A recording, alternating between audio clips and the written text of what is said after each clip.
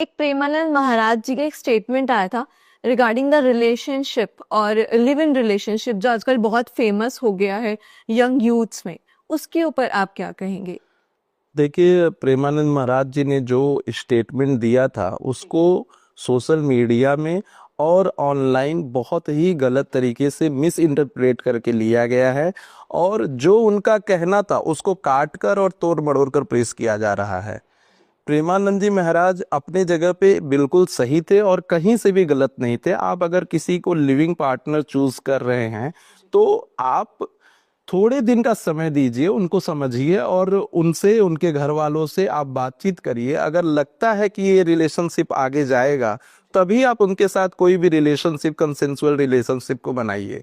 अगर ऐसा लगता है कि यह रिलेशनशिप या यह लड़का 1-2 दिन या 4 दिन देखने के बाद कि ये लड़का उस या यह लड़की उस स्टेज पर नहीं है कि मेरे साथ रिलेशनशिप में आगे जाएंगे, तो आप ऐसा काम ना करिए जो कि सोसाइटी को, जो कि पब्लिक को, सबको हार्म करे।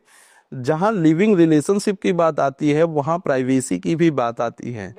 प्राइवेसी भी एक बहुत बड़ा मुद्दा है लिविंग रिलेशनशिप में। तो प्रेमानंद महाराज जी का यही कहना था कि आप किसी एक पुरुष के साथ, किसी एक महिला के साथ रहिए, लेकिन थोड़ा अपने रिलेशनशिप को समय दीजिए।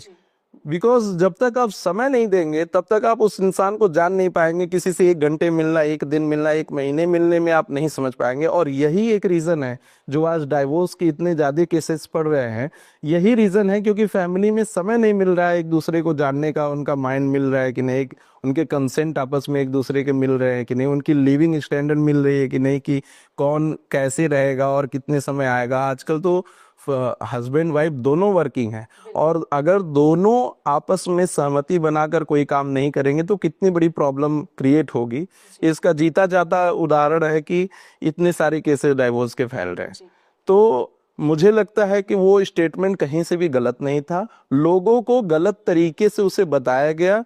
और एक बात आपको और भी कहना चाहेंगे, समय जो है वो काफी तेजी से बदलता है। एक समय था आज के 5 साल 7 साल पहले जब लोग धर्म गुरुओं पर विश्वास करना बंद कर दिए थे, बाबा जी लोगों पर विश्वास करना बंद कर दिए थे। लेकिन जब से प्रेमानंद महाराज जी आए, लोगों की आस्था और बढ़ी है अपने धर्म के लिए, अपने हिंदुत्व के लिए या अपने देश के लिए। सर, जैसे कि आजकल रिलेशनशिप का इतना बड़ा मुद्दा उठ गया है, प्रेमानंद महाराज जी का स्टेटमेंट आ गया, लड़कियां इतना ज्यादा प्रोटेस्ट कर रही हैं, तो उसके ऊपर आप क्या कहेंगे?